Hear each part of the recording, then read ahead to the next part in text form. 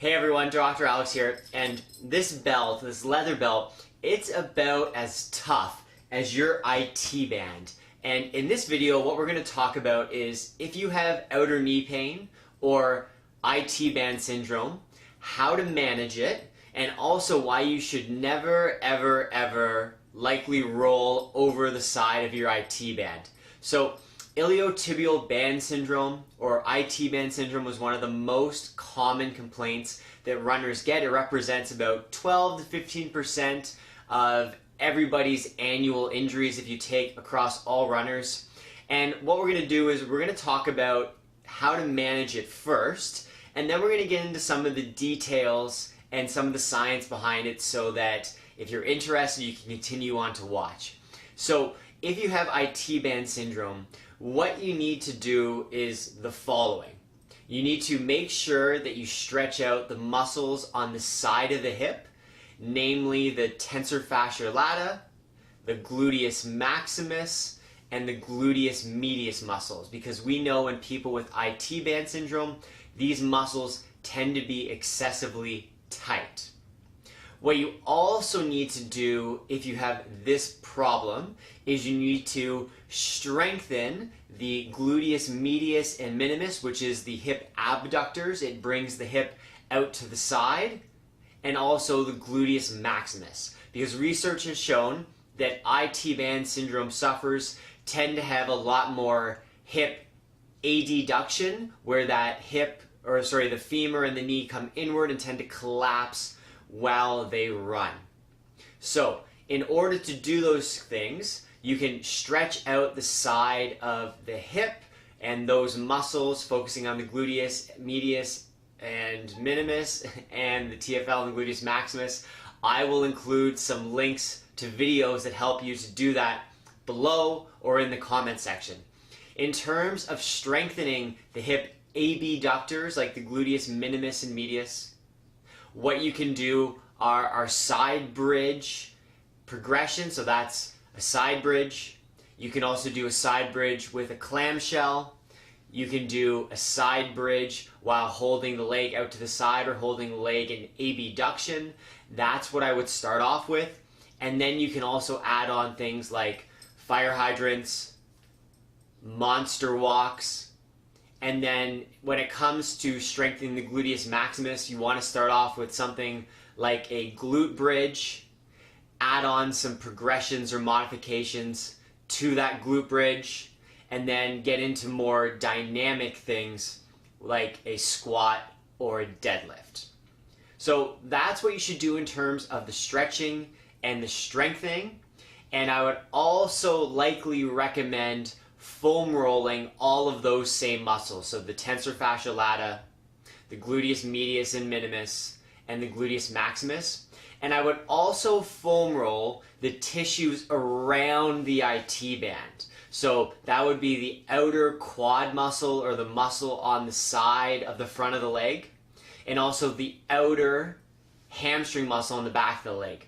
Why? Because these muscles are going to attach to the fascia or the connective tissue that becomes the IT band, and it might add to compression of that IT band against the side of the knee.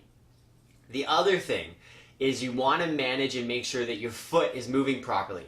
So most people that have IT band syndrome tend to be people like myself with nice high arches.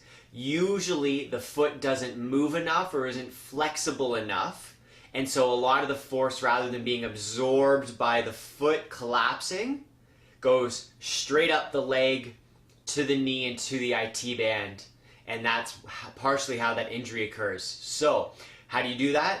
That's where you're probably going to need the help of a good manual therapist, massage therapist, or traditional chiropractor to adjust your foot, do some mobilizations, and show you how to help it be a little bit more flexible.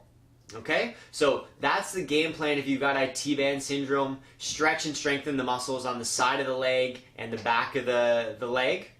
Stretch the muscles around the IT band, and also make sure that your foot's moving properly. So you can go do that now, but you might want to pay attention because next we're going to go over some of the whys. So IT band syndrome. So the IT band is like a piece of leather. When you do scientific studies and measure how much it stretches, if you add a maximal voluntary contraction, you try and stretch it as hard as you can in a lab, it only moves about 0.2% in length. So in other words, it doesn't stretch. It's like this leather belt. So rolling over top of it is not going to do anything. What you want to do is you want to roll and stretch things that can actually move and stretch, and those are muscles because they're controlled by your nervous system, and when you stretch them or roll over top of them, the nerves in there are going to relax and the muscle will also relax. So that's why we never ever want to roll over the IT band. Also, there's lots of nerves and blood vessels underneath it, and you're probably going to do more harm than good. In fact, you're probably not going to do any good. Now, so that IT band, what it is, it's a thickening of connective tissue that comes off of three muscles: the tensor fascia lata, the gluteus medius on the side of the hip, and the gluteus maximus. So now you can start to see why we're going to approach taking care of it the way we're going to approach it. So those three muscles come together. They form that IT band that goes down the side of the leg. Now, that IT band is going to insert and touch three different parts of the knee. It's going to go right down into the side of the femur and attach into the femur. It's going to attach to the side of the kneecap. And it's also going to attach onto the, oh, I can get my leg up, the Gerdy's tubercle, which is just below the kneecap and a little bit off to the side.